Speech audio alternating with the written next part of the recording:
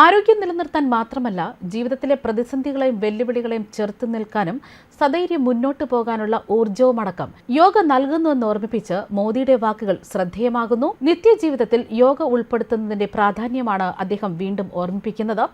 എല്ലാവരും യോഗ അഭ്യസിക്കണമെന്നാണ് പ്രധാനമന്ത്രി അഭ്യർത്ഥിക്കുന്നത്.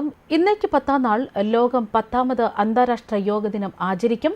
ദശലക്ഷക്കണക്കിന് ആളുകളെ ഒന്നിപ്പിക്കാൻ യോഗയ്ക്ക് കഴിഞ്ഞെന്നും സാംസ്കാരികവും ഭൂമിശാസ്ത്രപരമായ അതിരുകൾ മറികടന്ന് ഐക്യം പ്രോത്സാഹിപ്പിക്കുന്നതിൽ യോഗയുടെ പങ്കിനെക്കുറിച്ചുമാണ് പ്രധാനമന്ത്രി വ്യക്തമാക്കിയത്.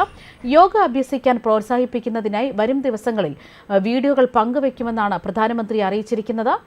മാത്രമല്ല യോഗയുടെ പ്രാധാന്യവും നേട്ടങ്ങളെയും ഓർമ്മപ്പെടുത്തുന്നതിനും അവബോധം നൽകുന്നതിനുമാണ് ജൂൺ 21 അന്താരാഷ്ട്ര യോഗ ദിനമായി ആചരിക്കുന്നത്.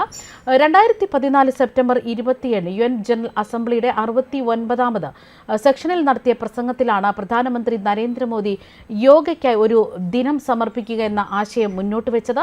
193 UN അംഗരാജ്യങ്ങളും ഏകകണ്ഠമായ ധാരണയോടെ 2014 ഡിസംബർ 11 ഐക്യരാഷ്ട്രസഭ ജൂൺ 21 അന്താരാഷ്ട്ര യോഗ ദിനമായി ആചരിക്കാൻ തീരുമാനിച്ചത്. 2015 മുതൽ എല്ലാ വർഷവും ജൂൺ 21 അന്താരാഷ്ട്ര യോഗ ദിനമായി തന്നെ ആചരിക്കുകയാണ്. അതേസമയം മോദിയുടെ യോഗയും ചിട്ടയായ ജീവിതവും ഒക്കെ മുൻപും അദ്ദേഹം പാർലമെന്റ് ക്യാൻറ്റീനിൽ എംപിമാർക്കൊപ്പം ചർച്ച ചെയ്തിരുന്നു. അന്ന് അദ്ദേഹം പറഞ്ഞ കാര്യങ്ങളുണ്ട്. അതായത് രാവിലെ വളരെ നേരത്തെ തന്നെ എഴുന്നേൽക്കും, 3-3.5 മണിക്കൂർ മാത്രമാണ് ഉറക്കം. തുടർന്ന് എംപിമാരോട് കുശലം പറഞ്ഞ അദ്ദേഹം സംസാരത്തിനിടെ തൻ്റെ ദിനചര്യകളെക്കുറിച്ചൊക്കെ വെളിപ്പെടുത്തുകയായിരുന്നു. അദ്ദേഹം പറഞ്ഞത് രാവിലെ വളരെ നേരത്തെ എഴുന്നേൽക്കുമെന്നും 3-3.5 മണിക്കൂർ മാത്രമേ ഉറങ്ങുകയുള്ളൂ എന്നും രാത്രി ജോലി കഴിയുമ്പോഴാണ് കിടക്കുന്നത്. രാവിലെ യോഗ നിർബന്ധമാണ്. പ്രഭാത ഭക്ഷണവും ഉച്ചഭക്ഷണവും ഒക്കെ വളരെ ലളിതമായി ആയിരിക്കും. വൈകിട്ടൊരു ചായ നിർബന്ധമാണ്. രാത്രി ഭക്ഷണം സൂര്യാസ്തമനത്തിന് മുമ്പാണ്. സൂപ്പോ മറ്റുമാണ് കഴിക്കുന്നതെന്നും അദ്ദേഹം വ്യക്തമാക്കിയിരുന്നു. അന്ന് മോദി എംപിമാർക്കൊപ്പം ഇരുന്ന് ഉച്ചഭക്ഷണത്തിനൊപ്പം ഇരുന്നാണ് ഈ ദിനചര്യകളെ കുറിച്ചൊക്കെ വെളിപ്പെടുത്തിയത്. അന്ന് അവർ പറഞ്ഞൊരു കാര്യമുണ്ട്, തങ്ങളെ അത്ഭുതപ്പെടുത്തിയെന്നാണ്. ഉച്ചഭക്ഷണത്തിന് കൂടെ കൂട്ടി 8 എംപിമാർ കൗതുകത്തോടെ പ്രധാനമന്ത്രിയുടെ ദിനചര്യകളൊക്കെ കേട്ടിരുന്നെന്നാണ് അന്ന് പറഞ്ഞത്. അതേസമയം മോദി സർക്കാർ 3-ാം ഊഴത്തിൽ കയറിയതിന് പിന്നാലെ ആദ്യം ഒപ്പിട്ടത് കിസാൻ സമ്മാന നിധി ഫണ്ടാണ്. നരേന്ദ്രമോദി പ്രധാനമന്ത്രിയുടെ ഓഫീസിലെത്തിയാണ് ചുമതല ഏറ്റെടുത്തത്.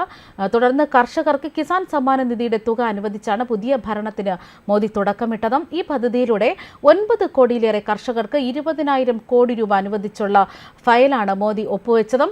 കർഷകരുടെ ഉന്നമനത്തിന് സമർപ്പിതമായിട്ടാണ് സർക്കാർ ഉള്ളതെന്നും അതുകൊണ്ട് തന്നെ കർഷക ക്ഷേമത്തിനുള്ള ഫയലാണ് ആദ്യം ഒപ്പിട്ടതെന്ന് മോദി വ്യക്തമാക്കി. വൈകിട്ട് പ്രധാനമന്ത്രിയുടെ വസതിയിൽ നടന്ന മന്ത്രിസഭാ യോഗത്തിൽ കൂടുതൽ നിർണായക തീരുമാനങ്ങളൊക്കെ എടുത്തിരുന്നു. സർക്കാരിന്റെ 100 ദിന കർമ്മ പരിപാടി പ്രധാന ചർച്ചയാകുമെന്ന് തന്നെയാണ് വിവരങ്ങളൊപ്പം പ്രധാനമന്ത്രി ആവാസ് യോജനയിൽ ഗ്രാമീണ മേഖലയിൽ കൂടുതൽ വീടുകൾ അനുവദിക്കുന്നതിലും തീരുമാനം പ്രതീക്ഷിച്ചു. മന്ത്രിസഭാ യോഗം ആരംഭിക്കുന്നതിന് മുൻപ് തന്നെ സത്യപ്രതിജ്ഞ ചെയ്ത് അധികാരമേറ്റ 71 മന്ത്രിമാരുടെ വകുപ്പുകളടക്കം സംബന്ധിച്ച് രാഷ്ട്രപതി ഭവൻ വിജ്ഞാപനം പുറത്തിറക്കി കഴിഞ്ഞു.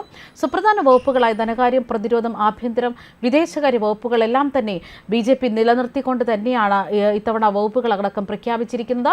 വിദേശകാര്യമന്ത്രി സ്ഥാനത്ത് S ജയശങ്കർ തന്നെ തുടരും. മറ്റ് വകുപ്പുകളിൽ മാറ്റങ്ങളൊക്കെ വന്നിരിക്കുകയാണ്.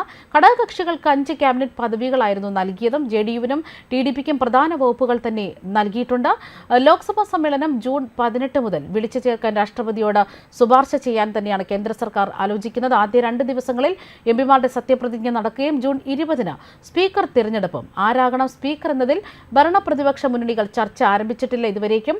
ജൂൺ 21 രാജ്യസഭയുടെയും ലോക്സഭയുടെയും സംയുക്ത സമ്മേളനം വിളിക്കാനുമാണ് ആലോചന. ന്യൂസ് ഡെസ്ക് കർമ്മ ന്യൂസ്.